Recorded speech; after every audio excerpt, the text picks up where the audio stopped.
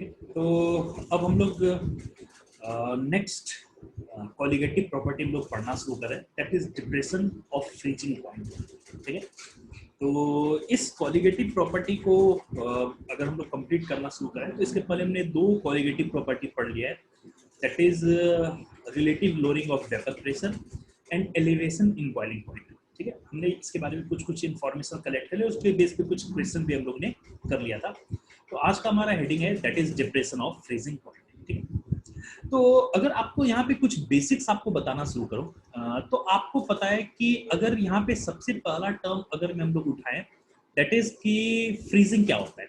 ठीक है, तो मेरे ख्याल से आपको कोई ज्यादा परेशानी नहीं होगा, पर मैं एक बार क्विक रिव्यू दे रहा हूँ कि वो कंडीशन जिसमें कि आपका सॉलिड फेज कोई भी सब्सटेंस का और लिक्विड फेज, अगर वो दोनों फेज इक्विलिब्रियम कंडीशन में लाई करते हैं तो उस कंडीशन को हम लोग नाम देते हैं फ्रीजिंग। ठीक है, तो आपको अगर मैं एक चीज बोला कि the condition at which solid phase of substance is in equilibrium with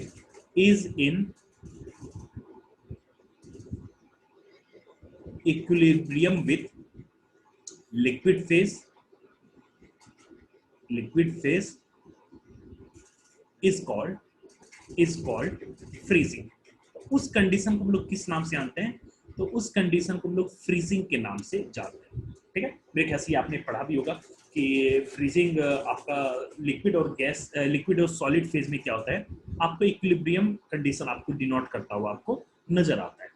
यहाँ तक सही है। ठीक है, तो अब अगर यहाँ पे आप समझोगे कि फ्रीजिंग पॉइंट क्या होता है, अगर हम लोग देखना शुरू करें कि फ्रीजिंग पॉइंट क्या होता है, तो मेरे ख्याल से अगेन आपको पता है कि फ्रीजिंग पॉइंट क्या होता है, कि ये एक ऐसा टेम्परेचर होता है। ठीक है, ये एक ऐसा टेम्परेचर होता है जिस समय कि आपका vapour pressure of solid phase और vapour pressure of liquid phase, ये दोनों क्या होते हैं, आपके इक्विलिब्रियम कंडीशन में लाई करते हैं।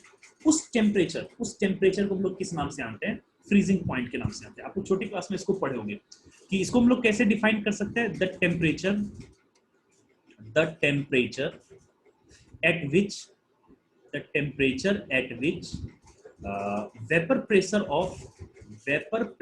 of solid phase is in equilibrium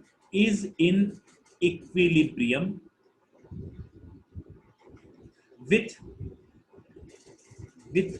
vapor pressure of liquid phase is called freezing point।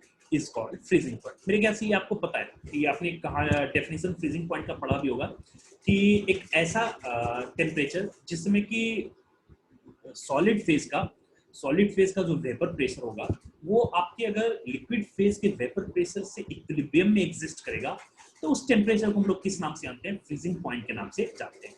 तो इस लैंग्वेज को हम लोग एक और फॉर्म में लिख सकते हैं कि ये इक्विलिब्रियम किसी बच्चे को दिक्कत अगर होगा तो आप बोल सकते हैं फ्रीजिंग पॉइंट एक ऐसा कंडीशन होता है जिसमें कि प्रेशर ऑफ सॉलिड फेज और vapour pressure of liquid phase दोनों का वैल्यू क्या होता है, आपका सेम होता है। तो उस कंडीशन को भी हम लोग क्या नाम देते हैं? उस कंडीशन को हम लोग फ्रीजिंग पॉइंट के नाम से भी जानते हैं। ठीक है, तो आप इस तरीके से भी इसको आप डिनोट करते हुए नजर आ सकते हैं। ठीक है, सही है। तो इसको हम लोग क्या लिख सकते हैं? इसको एक सिंपल फॉर्म में भी लिख सकते हैं कि the temperature at which vapor pressure of liquid and solid are equal is called freezing point। बहुत सिंपल सा पॉइंट है। ठीक है, तो मेरे ख्याल से आप इस टर्म्स को इजीली समझ लोगे कि जिस टेम्परेचर पे वेपर प्रेशर ऑफ लिक्विड और वेपर प्रेशर ऑफ सॉलिड अगर आपको सेम वैल्यू रहे, सेम आपका उसका इक्वल वैल्यू होता हुआ नजर आए, तो उस कंडीशन को, उस टेम्परेचर को हम लोग किस नाम से जानते हैं? दैट इज फ्रीजिंग पॉइंट के नाम से भी जानते हैं। यहाँ तक सही है ना? तो अब देखो, अगर आप इसको देखना शुरू करोगे, अब यहाँ पे आपको कुछ बातें थोड़ी सी समझनी पड़ेगी। क्या समझना पड़ेगा? ऑब्वियसली मैं आपको पहले कुछ हिंट दे दे रहा हूँ, उसके बाद हम लोग एक एक करके समझेंगे। जैसे आपने क्विक रिव्यू अगर मैं आपको एक दो पॉइंट का करवा दूं, तो आपने एक चीज तो अभी तक जरूर पढ़ा है। अगर मैं आपको एक डायग्राम बना दूं, तो शायद आपने इस चीज को तो पढ़ा ही था कि अगर ये एक्सिस वेपर फेज को रिप्रेजेंट कर रहा है और ये एक्सिस अगर टेम्परेचर को रिप्रेजेंट कर रहा है, तो आपने एक चीज पढ़ा था कि अगर मैं मान के चलो कि ये एक डायग्राम बनाऊं, ये अगर आपको प्योर सॉल्वेंट का डायग्राम था, तो अगर इस प्योर सॉल्वेंट में अगर हम नॉन वोलेटाइल सॉल्यूट को मिला दें, तो आप ये ऑब्जर्व कर पा रहे थे कि उस केस में जो सॉल्यूशन का जो कर्व बनेगा वो इससे नीचे बनता था। ये आपने ऑलरेडी लास्ट लेक्चर में आपने देख चुके हैं। यहाँ तक सही ना? ठीक है, तो ये पॉइंट आपके लिए बहुत बहुत ही काम का चीज है, ये आपको थोड़ा सा समझना पड़ेगा। ठीक है, अब हम लोग मेन पॉइंट पे आते हैं कि यार ये डिप्रेशन इन फ्रीजिंग पॉइंट को हम लोग कैसे समझेंगे। तभी तो हम लोगों ने फ्रीजिंग पॉइंट को ही समझा और उसी के बारे में हर एक एस्पेक्ट को डिफाइन किया। ठीक है, अब हम लोग को अगर थोड़ा सा समझना है कि डिप्रेशन इन फ्रीजिंग पॉइंट क्या है, तो बेहद ही सिंपल सा कंडीशन होता है। ठीक है, कि मान के चलो कि अगर आप इस कर्व को, अगर मैं इस कर्व को ए से डिनोट कर दूं, ऊपर वाले कर्व को बी से और नीचे वाले कर्व को सी से डिनोट कर दिया, तो आपको ये चीज कहानी पता है। अगर मैं इसको थोड़ा सा पार्टीशन वाइज अगर आपको बना दूं, अगर मैं ये भी आपको बना दिया कि चलो ये आपका एक ये कर्व है, तो अगर यहाँ पे ये आपका वेपर फेज है और यहाँ पे आपको टेम्परेचर का कर्व है, तो अगेन आपको पता है जैसे जैसे टेम्परेचर इंक्रीज करते हो तो वेपर प्रेशर भी क्या होता है, आपको इंक्रीज होता है। तो अगर मैं बोलूं कि ये वेपर प्रेशर है ड्यू टू सॉलिड सॉल्वेंट का, ये किस फेज में आपका सॉल्वेंट है? सॉलिड के केस में अगर आपका सॉल्वेंट है तो उसका वेपर फेज का डायग्राम अगर मान के चलो सिंपल सा ये है, तो आप इसको थोड़ा सा रिलेट करने में आपको आसानी होगा। बोलोगे ठीक है, ये भी समझ लिया।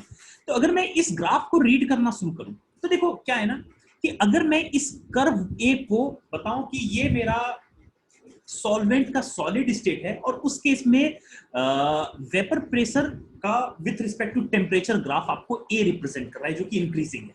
ठीक है, अभी आपने देखा था कि अगर वो सॉल्वेंट मेरा प्योर रहता तो उस केस में वेपर फेज का डायग्राम आपको ये दिख रहा है कि ये आपका बी वाला कर्व है, और अगर मैं सॉल्यूशन उसमें अगर नॉन वोलेटाइल सॉल्यूट मिला दूं उस सॉल्वेंट में, तो मेरा जो सॉल्यूशन बनेगा उसका वेपर प्रेशर क्या होगा, उस प्योर सॉल्वेंट से थोड़ा सा नीचे होता है। ये आपने पढ़ा है। ठीक है, तो मैं अगर ए ग्राफ और बी ग्राफ को देखूं, तो आपको मैंने बताया था कि जिस टेम्परेचर पे दोनों फेज का वेपर प्रेशर आपको इक्वल हो जाए, देख रहे हो, अगर आप ए और बी ग्राफ को देखोगे तो ये एक ऐसा पॉइंट दिखेगा जिस समय कि दोनों का वेपर प्रेशर क्या हो रहा है, सेम हो रहा है, और इस वेपर फेज के कॉरस्पॉन्डिंग जो आपको टेम्परेचर होगा उसको हम लोग किस नाम से जानेंगे, दैट इज फ्रीजिंग पॉइंट के नाम से जानेंगे।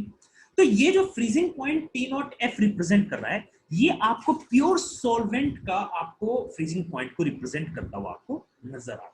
ठीक है ना, तो यहां से अगर मैं देखूंगा तो T0F आपको क्या रिप्रेजेंट कर रहा है, दैट इज कि फ्रीजिंग पॉइंट ये रिप्रेजेंट कर रहा है freezing point of pure solvent को ये रिप्रेजेंट करता हुआ आपको नजर आता है। ठीक है, यहां तक सही। तो ये पॉइंट आप ध्यान रखना कि आपका T0F जो है ये आपको कोई भी प्योर सॉल्वेंट रहेगा तो उसके फ्रीजिंग पॉइंट को रिप्रेजेंट कर रहा है, क्योंकि इस टेम्परेचर पे जो आपका सॉल्वेंट का सॉलिड फेज था, सॉल्वेंट का ये जो सॉलिड फेज है और ये सॉल्वेंट का जो लिक्विड फेज है, इस दोनों का वेपर प्रेशर उस टेम्परेचर पे क्या हो रहा है, आपको सेम हो रहा है।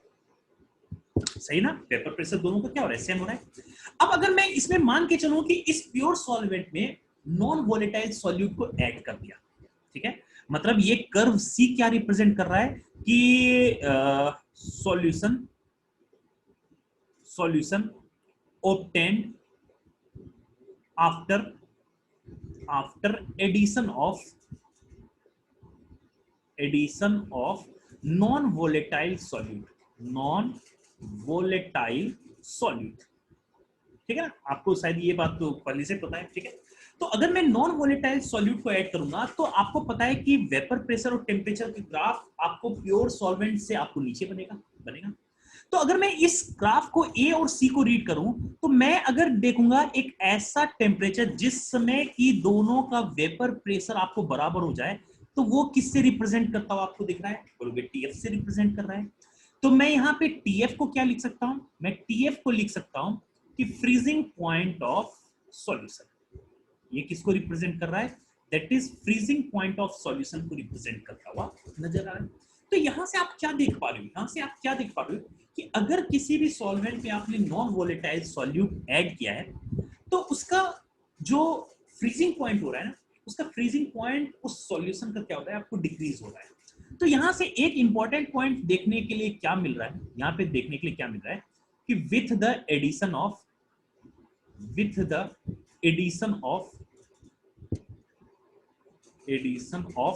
Non volatile solute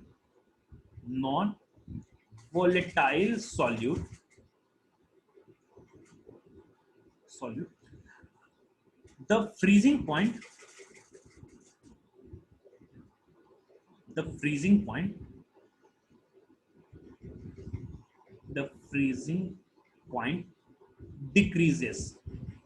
freezing point क्या हो रहा है? आपको डिक्रीज हो रहा है, जो कि आप देख सकते हो। तो इस ग्राफ में साफ देख के लग रहा है कि आपको टी नॉट एफ का वैल्यू क्या है? आपको टी एफ से ज्यादा है। जहां पे आपको समझ में आ रहा है कि इसका मतलब जैसे आपने नॉन वोलेटाइल सॉल्यूट किसी भी सॉल्वेंट में ऐड करोगे तो उस केस में जो उसका बॉइलिंग पॉइंट होगा उस सॉल्यूशन का ना, उसका वैल्यू क्या हो जाएगा? आपको डिक्रीज हो जाएगा ना। तो अगर इस दोनों का वैल्यू डिक्रीज हो जाएगा तो अगर मैं, ऑब्वियस है कि यहां से डेल्टा टी एफ निकालना शुरू करूंगा तो इसका वैल्यू क्या हो जाएगा? That is T naught F minus T F हो जाएगा। ये हो जाएगा ना। और डेल्टा टी एफ जो हम लोग नाम रिप्रेजेंट करते हैं, ये जो आपका डेल्टा टी एफ होता है, इसी को हम लोग किस नाम से जानते हैं? इसी को हम लोग नाम से जानते हैं that is depression in freezing point. इसको हम लोग किस नाम से जानते हैं? That is depression in freezing point के नाम से इसको हम लोग जानते हैं। तो आपको ये चीज समझ में आया कि फ्रीजिंग पॉइंट रिड्यूस क्यों हुआ, डिक्रीज क्यों हुआ? क्योंकि आपने जैसे नॉन वोलेटाइल सॉल्यूट को ऐड किया तो जो सॉल्यूशन बन रहा है उसका वेपर प्रेशर कम हो रहा है। तो वेपर प्रेशर कम होने से आपको जिस पॉइंट पे, जिस टेम्परेचर पे उन pure solvent in solid phase और सॉल्यूशन इन लिक्विड फेज, जिस कंडीशन में दोनों का वेपर प्रेशर बराबर होगा तो वो टेम्परेचर टीएफ को डिनोट कर रहा। तो आपको साफ दिख रहा है कि टी नॉट एफ का वैल्यू टीएफ से क्या है? बड़ा है। तो इसका मतलब आपको with the addition of non volatile solute freezing point आपको क्या हो जा रहा है सॉल्यूशन का? ये आपको डिक्रीज होता हुआ यहाँ पे दिख रहा है। तो इस केस में डेल्टा टीएफ का वैल्यू क्या जाएगा? T naught F minus TF होता हुआ नजर आएगा। और ये डेल्टा टीएफ क्या कहलाएगा? That is depression in freezing point कहलाता हुआ आपको नजर आएगा। यहाँ तक सही है? ठीक है।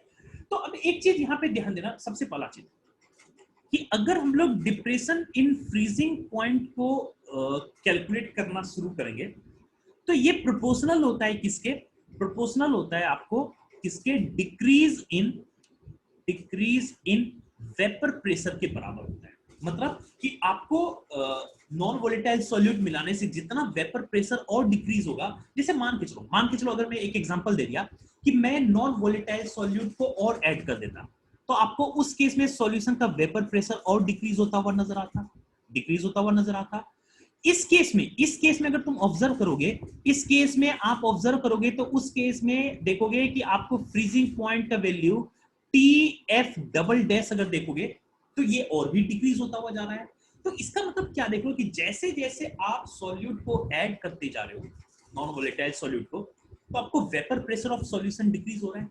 और जैसे जैसे उसका वैल्यू डिक्रीज होगा आपको फ्रीजिंग पॉइंट का वैल्यू भी क्या होते चलेगा? डिक्रीज होता हुआ चलेगा। यहाँ तक सही ना? तो ये ग्राफ आप इजीली बना सकते हो। तो इसको आपको बनाने में कोई परेशानी नहीं होगा। तो मैं ये गंदा नहीं कर रहा हूँ, इसको मैं मिटा दे रहा हूँ ताकि आपको समझ लिए होगे जो मुझे आपको बताना है। ठीक है, चलिए। अब अगर मैं आपको बोलूं कि अच्छा ये अगर directly proportional to decrease in vapour pressure होता है तो ये डायरेक्टली प्रोपोर्शनल किसके होगा? That is concentration of solute होगा। शायद मैंने अभी आपको बता दिया कि जैसे जैसे सॉल्यूट को ऐड करते चलोगे ना आपको वेपर प्रेशर डिक्रीज होता जाएगा और उस हिसाब से डेल्टा टीएफ का वैल्यू और भी इंक्रीज होता चलेगा। ठीक है ना? ये आपको शायद समझ पा ही रहे होंगे। ठीक है, तो उस केस में अगर मैं बोलूंगा तो डेल्टा टीएफ का वैल्यू अगर कंसंट्रेशन ऑफ सॉल्यूट के ऊपर डिपेंड कर रहा है, इसका मतलब ये किस पे डिपेंड होता हुआ नजर आएगा? That is molality of solution के ऊपर डिपेंड होता हुआ दिखेगा। मोलैलिटी ऑफ सॉल्यूशन के ऊपर डिपेंड होता हुआ आपको दिखेगा। ठीक है, तो अगर मैं इसको थोड़ा सा सॉल्व करूं तो delta T F direct proportional to M, और यहां से अगर मैं प्रोपोर्शनैलिटी हटाऊंगा तो ये हो जाएगा आपको के एफ मल्टीप्लाइड बाय एम होता हुआ ये आपको नजर आएगा। मेरे ख्याल से बिल्कुल सिंपल से, जहां पे कि आपको के एफ क्या रिप्रेजेंट कर रहा है, ये रिप्रेजेंट करता है depression in freezing point, depression in freezing point constant, ये इसको रिप्रेजेंट कर रहा है। या फिर ये और किसको रिप्रेजेंट करता है, इसको हम लोग एक और नाम से जानते हैं, इसको हम लोग बोलते हैं क्रायोस्कोपिक कांस्टेंट के नाम से भी जानते हैं। इसको एक और नाम से जानते हैं, दैट इज क्रायोस्कोपिक कांस्टेंट के नाम से इसको हम लोग जानते हैं। ठीक है, और आपको एक चीज तो पता ही है, एक चीज तो आपको यहाँ पे पता है कि m यहाँ पे क्या रिप्रेजेंट कर रहा है, ये रिप्रेजेंट कर रहा है मोलैलिटी ऑफ सॉल्यूशन। ये किसको रिप्रेजेंट कर रहा है, that is molality of solution को रिप्रेजेंट करता हुआ ये आपको नजर आता है। ठीक है ना, चलिए अगर यहां तक हमने इसको सीख लिया, यहाँ पे हमने अगर देख लिया, तो एक दो बात आपको यहाँ पे जरूर बताता हूँ कि के एफ का अगर मैं देखूंगा इसका यूनिट क्या हो जाएगा, तो बोलोगे कि इसका यूनिट क्या हो जाएगा, तो के एफ का अगर एक्सप्रेशन देखोगे तो इसका वैल्यू क्या हो जाएगा, delta T F divided by M. तो डेल्टा टी एफ क्या है, टेम्परेचर है, इसका स्टैंडर्ड यूनिट क्या होगा, केल्विन। एम स्मॉल एम क्या है, मोलैलिटी, तो इसका फॉर्मूला क्या जाएगा, मोल, और सॉल्वेंट क्या होना चाहिए, केजी में, तो डिवाइडेड बाय केजी करेंगे तो ऊपर में केजी आ जाएगा। तो इसका यूनिट क्या होगा, kelvin KG into mole inverse, इसका आपको स्टैंडर्ड यूनिट आता हुआ आपको दिखेगा ना। अब ध्यान से सुनना, एक बात, बड़ा सिंपल सा बात आपको यहाँ पे बताऊंगा कि आपको जो यहाँ पे केएफ होता है ना, ये जो केएफ है, ये केएफ आपको एक फैक्टर पे डिपेंड होता हुआ नजर आता है, that is KF depends on the nature of solvent. ये किस पे डिपेंड करता है, ये सॉल्वेंट के नेचर पे आपको डिपेंड होता हुआ आपको नजर आता है। ठीक है, ये एक बड़ा इंपॉर्टेंट पॉइंट है। और अगर ये किसी भी सॉल्वेंट पे डिपेंड होता हुआ नजर आता है, तो एक और फॉर्मूला होता है केएफ को कभी भी कैलकुलेट करने का, वो होता है आपको R T F square into M divided by 1000 multiplied by delta H fusion. ये आपको डिपेंड होता हुआ रहेगा इन सारे फैक्टर्स, जो कि सारा के सारा प्रॉपर्टी किसका है, all these points, all these factor, that is R क्या रिप्रेजेंट कर रहा है, ये molar universal gas constant. M क्या रिप्रेजेंट कर रहा है, ये रिप्रेजेंट कर रहा है molar mass of the solvent. ठीक है, आपको यहां से टी एफ क्या रिप्रेजेंट करता है, ये रिप्रेजेंट करता है freezing point of pure solvent. मतलब कि इसमें जितने भी आपको प्रॉपर्टी दिख रहे हैं, जितने भी टर्म्स आपको दिख रहे हैं ना, ये सिर्फ और सिर्फ किसके लिए डिफाइंड है, सिर्फ और सिर्फ ये डिफाइंड है किसके लिए, आपके सॉल्वेंट के लिए आपका डिफाइंड है। तो ये दो पॉइंट जरूर ध्यान रखना कि ये पॉइंट क्या क्या है, तो इसके बारे में, ये पॉइंट का कभी आपको जरूरत हो सकता है, आपको पड़ जाए कभी पेपर में सॉल्व करना। यहां तक सही है ना। तो अगर मैं आपको जितना भी हमने हेडिंग पढ़ा है, अगर मैं इसको जल्दी से समराइज कर दूं, अगर मैं इसको एक बार में थोड़ा सा समराइज कर दूं इन सारे पॉइंट्स को, तो हमने यही अभी तक पढ़ा है इस केस में कि डेल्टा टी एफ का फॉर्मूला क्या होता है, that is K F into M होता है। डेल्टा टी एफ का एग्जैक्ट वैल्यू क्या था, ये तो डेल्टा टी एफ क्या रिप्रेजेंट कर रहा है, डिप्रेशन इन फ्रीजिंग पॉइंट। इसका एग्जैक्ट फॉर्मूला क्या होता है, that is T naught F minus T F, this should be equal to K F into M होता है ना। और ये टर्म्स को हम लोग किस नाम से जानते हैं, that is depression in freezing point. इसको हम लोग किस नाम से जानते हैं, डिप्रेशन इन फ्रीजिंग पॉइंट के नाम से जानते हैं, डिप्रेशन इन फ्रीजिंग पॉइंट के नाम से इसको हम लोग जानते हैं। यहां तक सही है ना, बेहद ही सिंपल सी बात है। आपको तो एक ही फॉर्मूला है, इसको आपको ध्यान रखने की जरूरत है, और इसके बेस पे हम लोग कुछ क्वेश्चन बनाएंगे तो आपको ये बात इजीली समझ में आता हुआ नजर आएगा।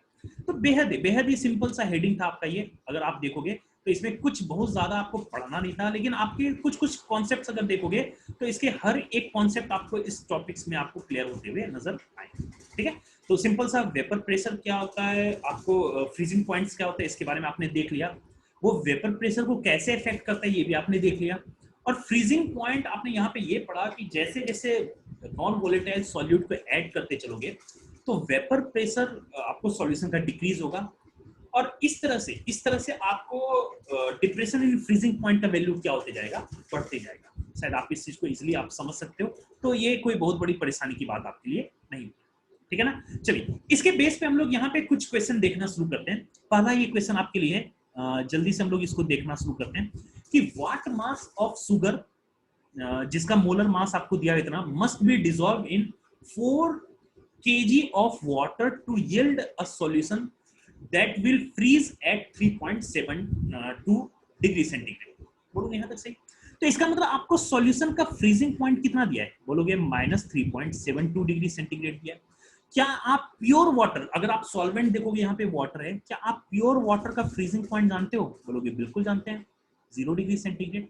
तो क्या मैं यहाँ से डिप्रेशन इन फ्रीजिंग पॉइंट निकाल सकता हूँ, बोलोगे बिल्कुल निकाल सकते हैं। इसका फॉर्मूला क्या आता है, T0F माइनस TF होता है, तो इसका वैल्यू क्या आ जाएगा, दैट इज 3.2 डिग्री सेंटीग्रेड इसका वैल्यू आता हुआ नजर आएगा। बोलोगे बिल्कुल सही, बिल्कुल सिंपल सा बात आपके लिए, ठीक है। तो अगर मैं अब फॉर्मूला पे अप्लाई कर रहा हूं, मुझे एक ही पता है फॉर्मूला फ्रीजिंग पॉइंट के केस में कि ये होता है KF मल्टीप्लाइड बाय M। क्या मुझे यहाँ पे KF डेल्टा TF का वैल्यू पता है, बोलोगे बिल्कुल पता है, दैट इज 3.2। क्या मुझे KF का वैल्यू यहाँ पे दिया हुआ है क्या, आप शायद देखोगे KF आपको डायरेक्टली दिया है और आपको बताया था KF किसका प्रॉपर्टीज होता है या किसके ऊपर डिपेंड करता है, ये आपको नेचर ऑफ सॉल्वेंट के ऊपर डिपेंड करता है, ये बात ध्यान रखना आप, ठीक है। तो यहाँ पे क्या आ जाएगा, 1.86 हो जाएगा। क्या मुझे मोलेलिटी निकालने आता है क्या, बोलोगे बिल्कुल निकाल सकते हैं।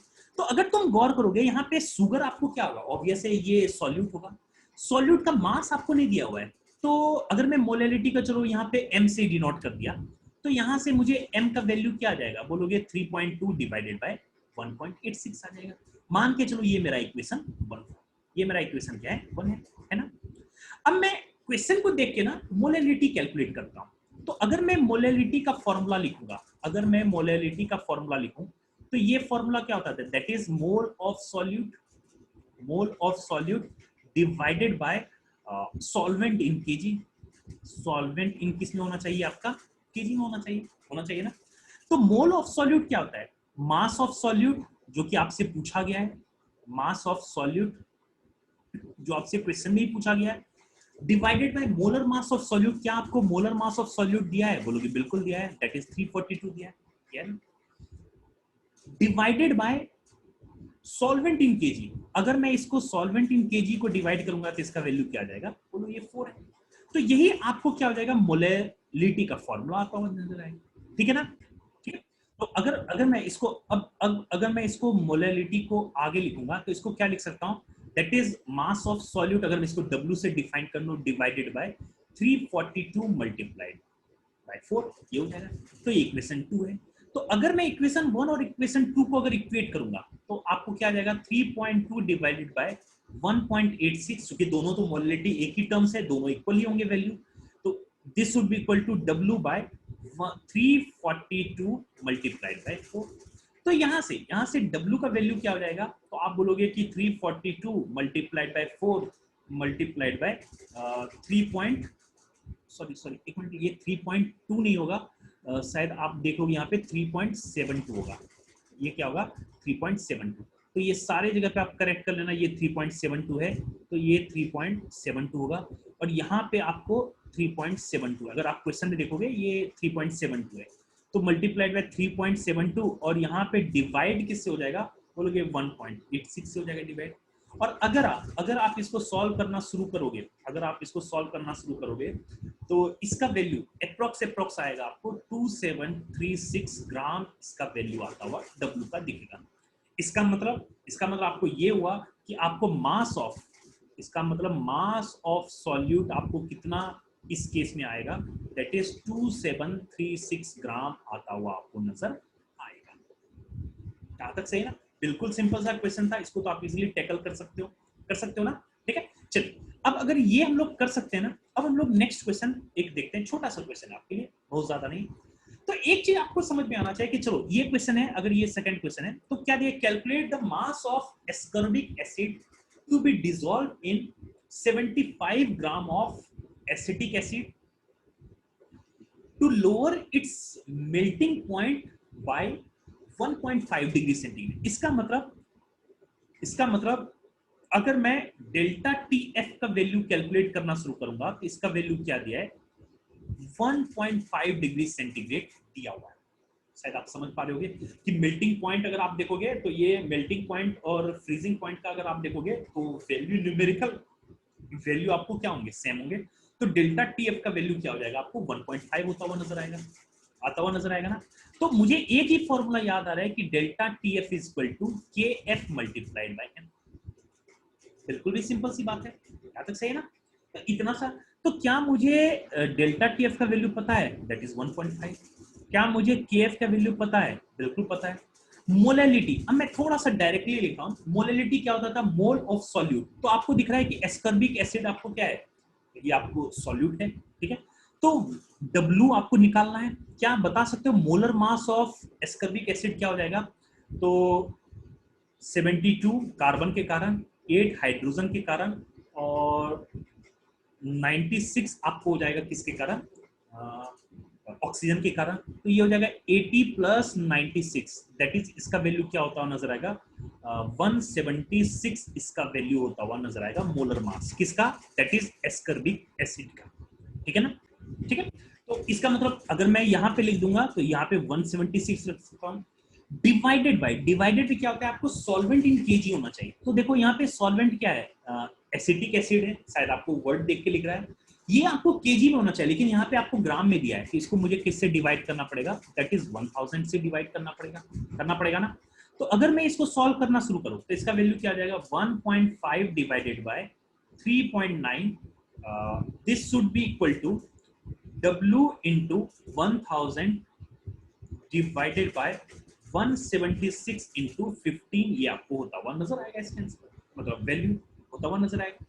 तो अब अगर मैं इसको सॉल्व करना शुरू करूं, अगर मैं इसको सॉल्व करना थोड़ा सा स्टार्ट करूं, तो आप शायद देख पाओगे कि यहाँ पे W को मैं क्या लिख सकता हूँ, W को लिख सकता हूँ 1.5 multiplied by 176 multiplied by 15 divided by, यहाँ पे क्या हो जाएगा 3.9 मल्टीप्लाइड बाय 1000, ये होता हुआ नजर आएगा ना।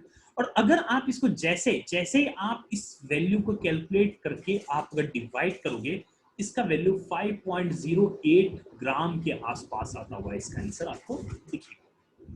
बेहद ही सिंपल है, ठीक है। तो आप देख लो, शायद आप ऑब्जर्व कर पा रहे हो यार क्वेश्चन में कुछ जान नहीं होता है आपको, अगर क्वेश्चन ये दिया है तो आप डायरेक्टली फॉर्मूला पता है, ऑब्वियस है, इसमें से जो भी फॉर्मूले में है, जो टर्म्स आपको अननोन है उसको फुल वैल्यू पुट करोगे, आपको आंसर आता हुआ दिखेगा।